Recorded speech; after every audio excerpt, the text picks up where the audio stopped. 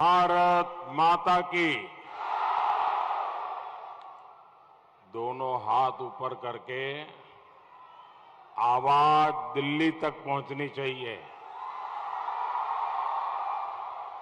भारत माता की। भारत माता की। बजरंग बली की। बजरंग बली की।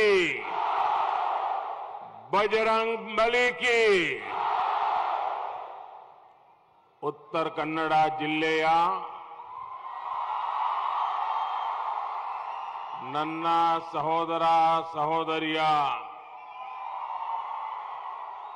ನಮಸ್कारಗಳು।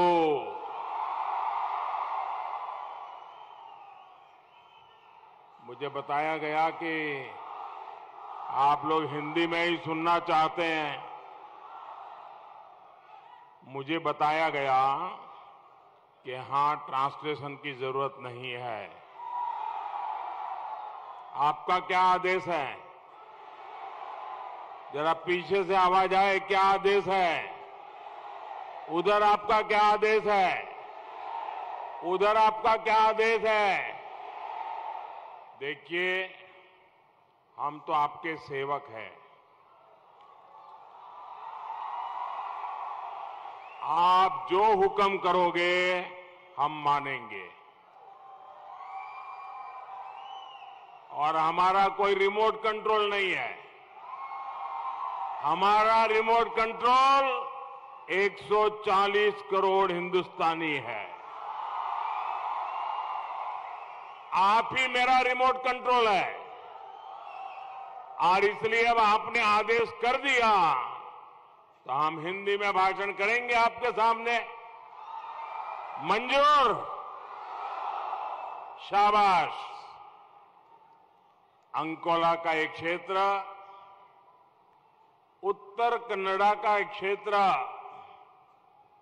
अपने प्राकृतिक सौंदर्य के लिए मशहूर है। यहां आस्था के भी अनेक बड़े केंद्र हैं। मैं इन आस्था स्थलों का वंदन करता हूं, श्रद्धापूर्वक नमन करता हूं।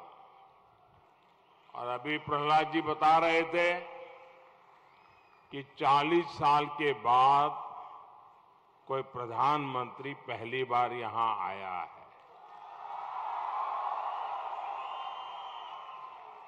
साथियों, ऐसे बहुत काम है जो मुझे पहली बार ही करने पड़ते हैं। कर्नाटका के इस चुनाव में बीजेपी कर्नाटका को देश का नंबर 1 राज्य बनाने के संकल्प के साथ मैदान में है। आप मुझे बताइए, हमें कर्नाटका को नंबर 1 बनाना है। नंबर 1 बनाना है।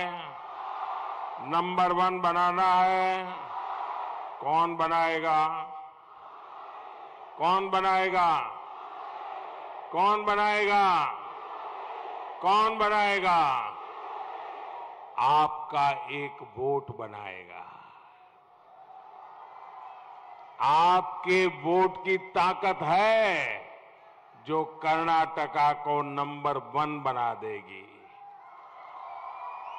अगर आपने सही जगह पर वोट डाला, कमल के फूल के बटन को दबाया, तो बीजेपी कर्नाटका को नंबर 1 बनाएगी।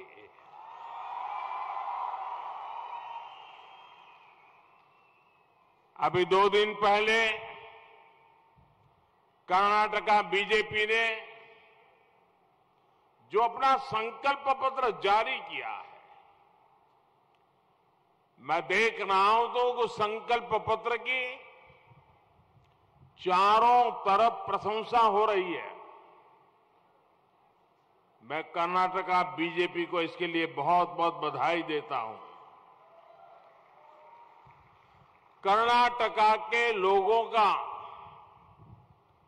बीजेपी पर यह आशीर्वाद ही हमारी सबसे बड़ी पूंजी है। इसलिए मैं पिछले 3-4 दिन से कर्नाटका के अलग अलग स्थान पे जा रहा हूं। करीब करीब सभी दिशाओं में हो आया हूं और मैं जनता का जो उत्साह देख रहा हूं, किसानों का उत्साह दे रहा हूं, माताओं बहनों का उत्साह दे रहा हूं, नौजवानों का उत्साह देख रहा हूं। चारों तरफ से एक ही आवाज सुनाई दे रही है, एक ही नारा सुनाई दे रहा है, एक ही मंत्र सुनाई दे रहा है।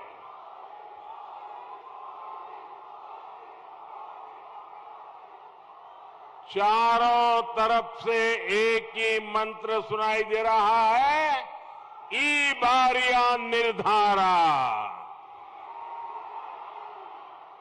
ई बारिया निर्धारा, ई बारिया निर्धारा। सहोदर सहोदरियरे, 2018 के चुनाव के बाद पहले येदियुरप्पा जी और फिर बोम्मई जी को यहां डबल इंजन सरकार के विजन को आगे बढ़ाने के लिए सिर्फ 3.5 साल ही मिले थे और 3.5 सालों में शुरू में तो बहुत समय उनका कूड़ा कचरा साफ करने में गया, गड्ढे भरने में गया। डबल इंजन की सरकार ने, कांग्रेस जेडीएस सरकार ने जो कुछ भी नुकसान किया था उसको भरपाई करने में भी उनकी ताकत शुरू में लग गई। सामान्य मानवी का जीवन आसान बनाना हो या फिर आधुनिक इंफ्रास्ट्रक्चर का काम, आज मैं गर्व से कह सकता हूं कर्नाटका में नई गति आई है, तेज गति आई है। आज रोड, रेल से लेकर पोर्ट और एयरपोर्ट तक कर्नाटका में हजारों करोड़ रुपए निवेश किए जा रहे हैं। मैं आपको एक आंकड़ा देना चाहता हूं, याद रखोगे? आवाज आए तो पता चले, जरा हाथ ऊपर कर बताइए। याद रखोगे? पक्का याद रखोगे?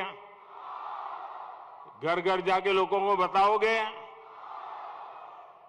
कांग्रेस जेडीएस सरकार के समय कर्नाटका में सालाना 30,000 करोड़ रुपए का आसपास विदेश से निवेश आता था, फॉरेन डायरेक्ट इन्वेस्टमेंट 30,000 करोड़ के आसपास आता था। कितना?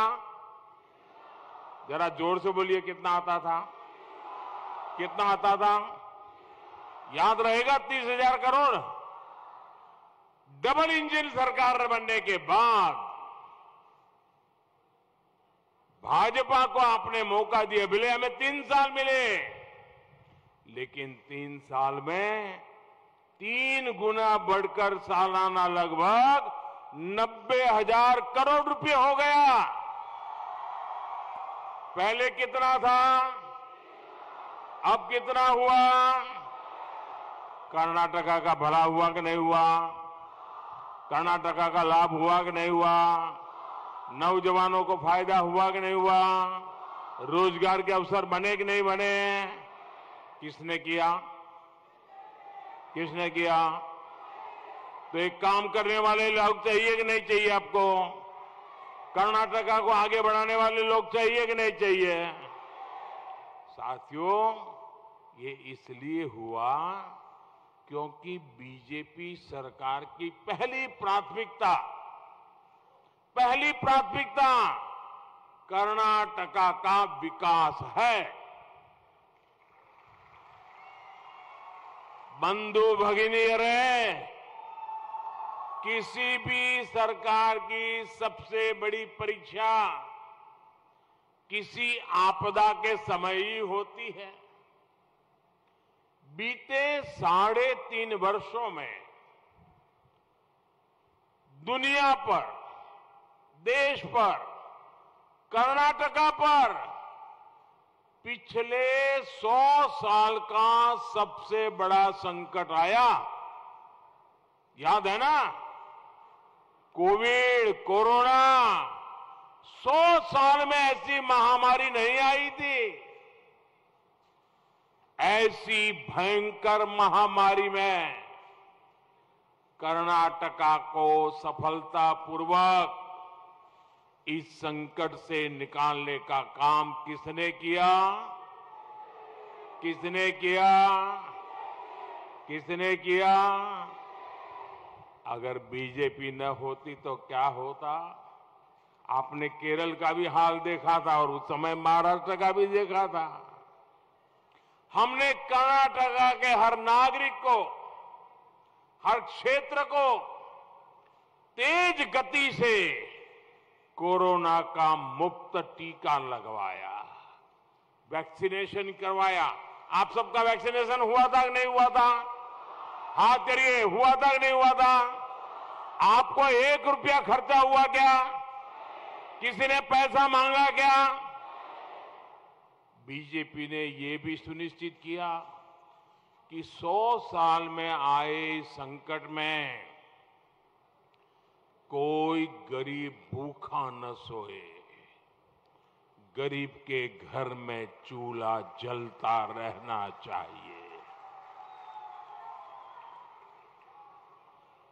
आज इस देश का हर नागरिक हमें आशीर्वाद दे रहा है, क्योंकि उसे पता है कि तब जो इतना बड़ा संकट आया था, दुनिया के बड़े बड़े महारथी देश अपने देश को संभाल नहीं पा रहे थे। तब दिल्ली में आपका एक ऐसा बेटा बैठा था जो हिंदुस्तान में किसी भी गरीब का, किसी भी गरीब के घर का चूल्हा बुझने नहीं देता था भाइयों। और इसलिए ये माताएं, बहनें, उनके आशीर्वाद मुझे काम करने की ताकत देते थे। मैं अभी मंच पे आ रहा था, 2 माताएं मुझे, बहुत बड़ी आयु की माताएं, वो यहां आकर के मुझे आशीर्वाद दे रही थी। इतना आशीर्वाद दे रही थी, मेरा हृदय भर आया, भावनाओं से भर आया। भाइयों बहनों,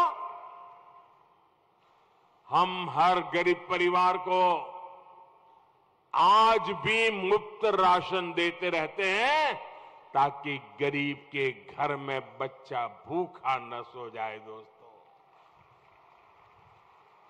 और इसी के कारण पूरा कर्नाटका कह रहा है, माताएं बहनें कह रही है, नौजवान कह रहा है, गांव का किसान कह रहा है, ई बारिया निर्धारा,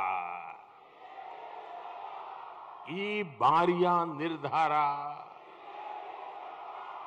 स्नेहितरे, इस चुनाव में कांग्रेस कैसे वोट मांग रही है? क्या कह रही है? कांग्रेस कह रही है हमारे नेता रिटायर हो रहे हैं, जाते जाते वोट दे दीजिए। बताइए, कोई रिटायरमेंट के लिए वोट मांगता है क्या? भाई रिटायरमेंट हो रहा है इसलिए वोट दे दो, ऐसा कोई कहता है क्या? अरे भाई, आप रिटायर हो न हो, आपको भगवान बहुत शक्ति दे, लेकिन कुछ जनता के लिए तो वोट मांगो, जनता के काम के लिए तो वोट मांगो। मेरा आखिरी चुनाव है, मैं रिटायर हो रहा हूं, बस जाते जाते कुछ दे दो। और दूसरा क्या? वोट मांगने का दूसरा तरीका क्या है? मोदी को गाली दो। जिसको मर्जी पड़े वो गाली दे रहा है। क्या कर्नाटका में कोई भी गाली संस्कृति को स्वीकार करता है क्या? कोई किसी को गाली बोले वो पसंद करता है क्या? छोटे व्यक्ति को भी कोई गाली बोलेगा तो अच्छा लगता है क्या? क्या कर्नाटक गाली देने वालों को कभी माफ करता है क्या? कभी करता है क्या? इस बार क्या करोगे? क्या करोगे? सजा करोगे? गाली देने वालों को सजा करोगे? बराबर जम करके सजा करोगे? जब पोलिंग बूथ में बटन दबाओ ना, तब जय बजरंगबली बोल करके सजा दे देना इनको। पक्का दोगे ना? देखिए भाइयों, बीजेपी का एक ही लक्ष्य है, कर्नाटका को नंबर 1 राज्य बनाने का। और उसके लिए हमारे पास रोड मैप है, योजना है, दृष्टि है, मेहनत करने की तैयारी है। कांग्रेस अपने दशकों के कुशासन से जन विश्वास खो चुकी है और इसलिए झूठे आरोप और झूठी गारंटी, यही कांग्रेस का एकमात्र सहारा बचा है। जबकि कांग्रेस के पूर्व प्रधानमंत्री ने, याद करिए, कांग्रेस के एक पूर्व प्रधानमंत्री ने क्या कहा था? पब्लिकली कहा था और बाद में कभी डिनाई भी नहीं किया। कांग्रेस के किसी नेता ने भी डिनाई नहीं किया। उन्होंने कहा था, और कांग्रेस के प्रधानमंत्री ने बोली हुई बात बताता हूं मैं। उन्होंने कहा था, दिल्ली से हम 1 रुपया भेजते हैं तो गांव में जाते जाते वो 15 पैसा हो जाता है। 100 पैसे भेजते हैं, 85 पैसा बीच में ही गायब हो जाता है। ये कांग्रेस के प्रधानमंत्री ने कहा था कि नहीं कहा था? कहा था कि नहीं कहा था? 1 रुपया भेजते हैं, 85 पैसे गायब हो जाते हैं। वो कौन सा पंजा था जो 85 पैसे खा लेता था? भाइयों बहनों, ये 85%, ये देखिए इनका खेल। 85% कमीशन वाली कांग्रेस, आज भी कांग्रेस की यही स्थिति है। वो कर्नाटका की हर योजना में 85% कमीशन खाने को तैयार बैठी है। सहोदर सहोदरियों, बीजेपी का हमारे संकल्प रहा है नेशन फर्स्ट, सिटीजन फर्स्ट, और कांग्रेस का हमेशा मकसद रहा है करप्शन फर्स्ट। कांग्रेस के शाही परिवार ने कई दशक तक देश पर शासन किया, लेकिन कांग्रेस ने देश के विकास के बजाय सारा ध्यान अपने विकास पर लगाया। कांग्रेस ने देश में ऐसा सिस्टम विकसित किया कि इसकी तिजोरी हमेशा काली कमाई से भरी रहे, और इसके लिए कांग्रेस ने कागजों पर ऐसे करोड़ों लोग तैयार किए जिनका कभी जन्म ही नहीं हुआ था। मैं समझा पा रहा हूं आपको? कांग्रेस में अगर कोई विधवा पेंशन है तो ऐसे व्यक्ति को विधवा पेंशन मिलता था जो बच्ची पैदा नहीं हुई, जिसकी शादी नहीं हुई, और वो विधवा हो गई और कांग्रेस के खजाने से पैसा जा रहा है सरकार का। मैं आज देश को, कर्नाटका के लोगों को कांग्रेस के इस नकली बारे में भी बताना चाहता हूं। इस नकली नाम घोटाले का बहुत बड़ा नुकसान कर्नाटका के लोगों को भी हुआ है। बंधु भगिनी रहे, कांग्रेस ने सरकारों के कागजों में ऐसे करोड़ों नकली लोगों के नाम डाल दिए जो कभी जन्मे ही नहीं थे, जिनका कोई अस्तित्व ही नहीं था। ऐसे लोगों के नाम डाल दिए, और इन नकली नामों की संख्या कितनी है आपको चौंक जाएंगे। पूरे देश भर में जो नकली नामों की संख्या है वो कर्नाटका की कुल आबादी से भी ज्यादा है, कर्नाटका की कुल पॉपुलेशन से ज्यादा है। उनके नाम पर हर योजना के पैसे जाते थे। इन नकली नामों पर पैसे भेजे गए और ये पैसा जाता था कांग्रेस के भ्रष्टाचारियों की काली तिजोरी में। कांग्रेस सरकार के दौरान, याद रखोगे आंकड़े, फिर से याद रखोगे? क्या हो जाता है आप लोगों को? गर्मी बहुत है। आंकड़ा याद रखोगे? एक एक आंकड़ा मैं बुलवाऊंगा, बोलोगे?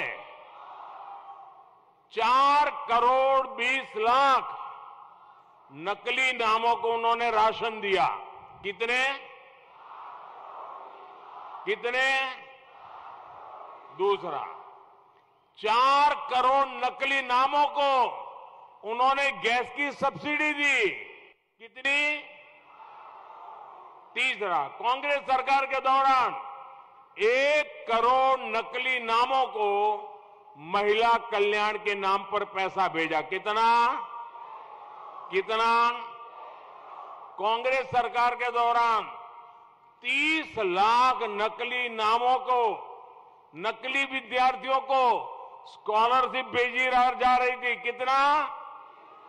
जरा जोर से बोलिए, कितना? कांग्रेस ने देश के कोने कोने में करीब करीब 10 करोड़ नकली नाम सरकारी कागजों में डलवा दिए थे। और मैं आपको फिर याद दिलाऊंगा, 10 करोड़ नकली नाम वाले लोग कभी भी उनका जन्म ही नहीं हुआ, पैसे जाते थे। ये कहां जाते होंगे भाई, बताओ कहां जाते होंगे? ये पैसे कहां जाते होंगे? कहां जाते होंगे? साल दर साल इन नकली नामों के नाम पर कांग्रेस की सरकारें पैसा भेज रही थी, राशन भेज रही थी, और ये जा रहा था कांग्रेस के टॉप से बॉटम तक भ्रष्ट नेताओं की जेब में। सरकार किसी की भी हो, लेकिन कांग्रेस का ये सिस्टम बना रहता था। आप जानते हैं ये कांग्रेस के लोग मोदी पे इतना गुस्सा क्यों करते हैं? मालूम है क्यों करते हैं? ये कांग्रेस के लोग इतना नाराज क्यों है? मालूम है? इतनी गाली गलौज क्यों करते हैं? पता है? इसका कारण है क्योंकि मैंने इनके बने बनाए जो भ्रष्ट सिस्टम था ना, उसी को कुचल दिया है।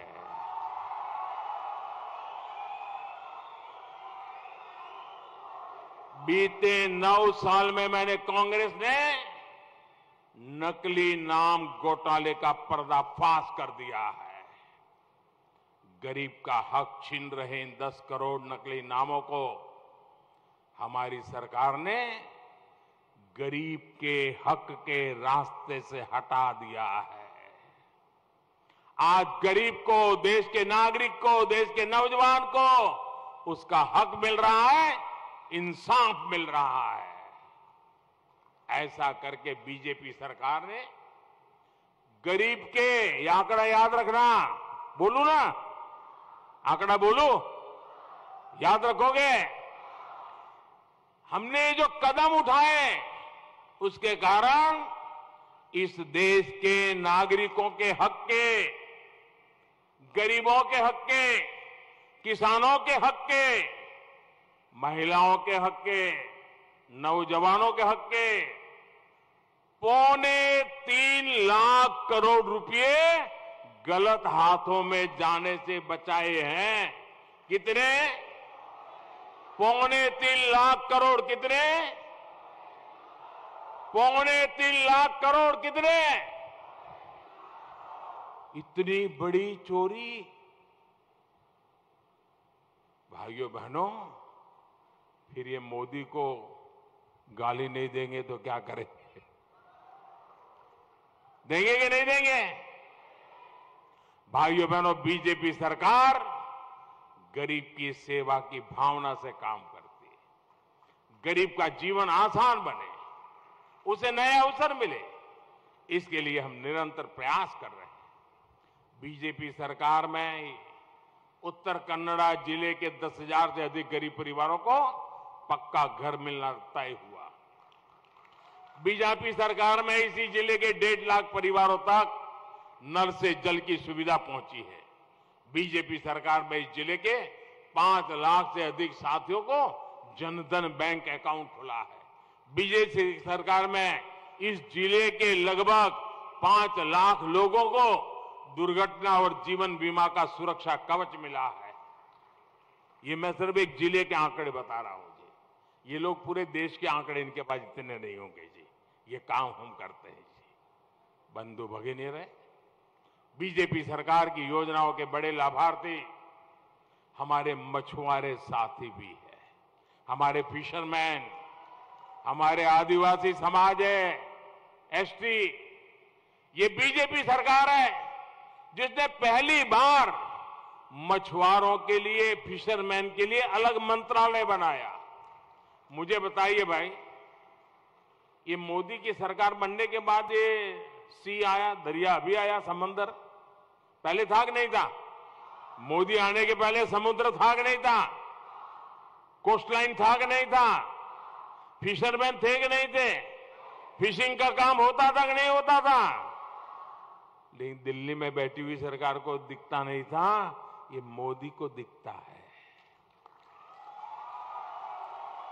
और इसलिए आजादी के इतने सालों के बाद पहली बार फिशरमैन के लिए हमने अलग मिनिस्ट्री बनाई, अलग मिनिस्टर बनाया, अलग बजट लगाया, अलग अफसर लगाए, ताकि कोस्टल एरिया का विकास हो, फिशरमैन की प्रगति हो, वहां सुविधाएं बढ़े, फिशरमैन ताकतवर बने। और इतना ही नहीं, हमारे देश में किसानों को किसान क्रेडिट कार्ड से कम पैसों में बैंक से ब्याज, बहुत कम ब्याज से पैसा मिलता है। मैंने कहा जो फायदा किसान को मिलता है वो मेरे फिशरमैन को भी मिलेगा। और फिशरमैन को किसान क्रेडिट कार्ड दिया, बहुत ही मामूली ब्याज से उसको पैसा मिलने लगा। बीजेपी सरकार ने पहली बार डीप सी फिशिंग के लिए, नावों के आधुनिकीकरण के लिए भी हजारों करोड़ रुपए की मदद की। बीजेपी सरकार ने ही पहली बार मछुआरों के विकास के लिए पीएम मत्स्य संपदा योजना जैसी राष्ट्रीय योजना बनाई है। स्नेही तरह इस वर्ष के केंद्र सरकार के बजट में भी मत्स्य संपदा और कोस्टल बेल्ट की सुरक्षा, समृद्धि पर बहुत बल दिया गया है। फिशरीज डिपार्टमेंट का बजट पिछले साल की तुलना में करीब 40% बढ़ाया गया है। छोटे मछुआरों की ताकत बढ़े, इसके लिए पंचायत स्तर पर मत्स्य कोऑपरेटिव पर बल दिया जा रहा है। मछली के एक्सपोर्ट के लिए, आधुनिक सुविधाओं के लिए भी विशेष सुविधाओं के निर्माण पर हमारा फोकस है। बीजेपी की प्राथमिकता मछुआरों की आय बढ़ाना है, उनको सुरक्षा और सुविधा देना है। पीएम किसान सम्मान निधि से भी हमारे किसान भाई बहनों को यहां बहुत मदद मिली है। इस जिले के किसानों को पीएम किसान सम्मान निधि के तहत 400 करोड़ रुपया, 400 करोड़ रुपया इस जिले में दिल्ली से आया है और सीधा उनके बैंक खाते में आया है। कोई कटकी कंपनी नहीं, कोई 85% कमीशन नहीं, सीधा 1 रुपया भेजा, 100 पैसा उसके खाते में पहुंचा। ये काम हमने किया है। सहोदर सहोदरियों, कांग्रेस के झूठे आश्वासनों का सबसे बड़ा हित हमारे शेड्यूल ट्राइब, हमारे आदिवासी समाज का भी हुआ है। कांग्रेस ने आदिवासियों को सिर्फ वोट बैंक के तौर पर उपयोग किया और आदिवासी क्षेत्रों को सुविधाओं से वंचित रखा। देश के अनेक आदिवासी गांवों में सड़क, बिजली, पानी सुविधा 9 वर्ष में पिछले मेरे आने के बाद पहुंची है।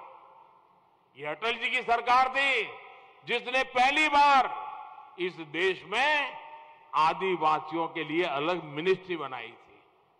कांग्रेस सरकार के तुलना में इस वर्ष आदिवासी विकास के लिए बजट करीब करीब 5 गुना हो चुका है। 5 गुना।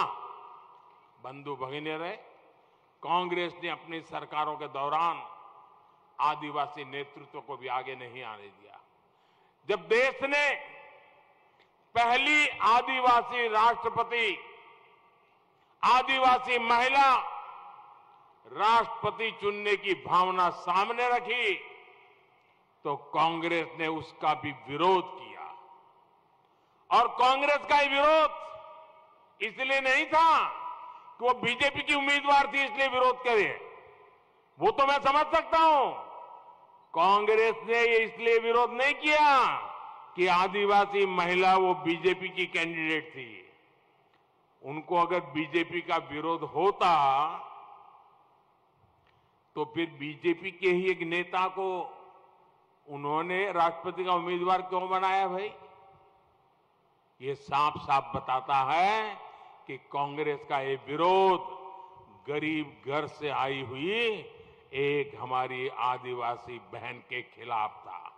इसलिए आज पूरे देश में आदिवासी समाज कांग्रेस को सबक सिखाने का संकल्प करके बैठा है। कांग्रेस के खिलाफ ये गुस्सा साफ साफ दिख रहा है। स्नेहितरे, यहां के यक्षगाना में इस क्षेत्र की ऊर्जा, यहां की सांस्कृतिक समृद्धि साफ साफ झलकती है। मुझे संतोष है कि यहां की पहचान को, यहां जनजातीय लोक संस्कृति को संरक्षित करने वालों को प्रोत्साहित करने का अवसर हमें मिला है। हालक की स्वर कोकिला सुक्री बोम्बा गौड़ा जी हो या फिर पर्यावरणविद तुलसी गौड़ा जी, इनको बीजेपी सरकार ने पद्म पुरस्कार से सम्मानित करके अपना मान बढ़ाया है। जब दिल्ली में कांग्रेस की सरकार थी तब ऐसे सच्चे हकदारों को बहुत कम ही सम्मान होता था। आज जब कर्नाटका की धरती की ऐसी महान संतानें राष्ट्रपति भवन पहुंचती है तो पूरा देश गर्व से भर जाता है। बीजेपी सरकार ने सिरसी सुपारी को भी जीआई टैग दिलाया है। ये वोकल फॉर लोकल के लिए हमारी प्रतिबद्धता को दर्शाता है। सहोदर सहोदरियों, अब कर्नाटका तेज विकास की पटरी पर चल चुका है। अब इसमें कांग्रेस का रिवर्स गियर नहीं लगना चाहिए। 10 मई तक आपको लगातार जुटे रहना है और एक बात घर घर पहुंचानी है, ई बारिया निर्धारा बहुमतदा बीजेपी सरकार। इस संकल्प को सशक्त करना है। करोगे? जरा हाथ ऊपर करके बताओ, करोगे? पूरी ताकत से बताओ, करोगे? घर घर जाओगे, मतदाताओं को मिलेंगे, ज्यादा से ज्यादा मतदान कराओगे, पूरी ताकत से कराओगे। अच्छा, मेरा एक काम करोगे? आप ठंडे पड़ गए। मेरा काम करोगे?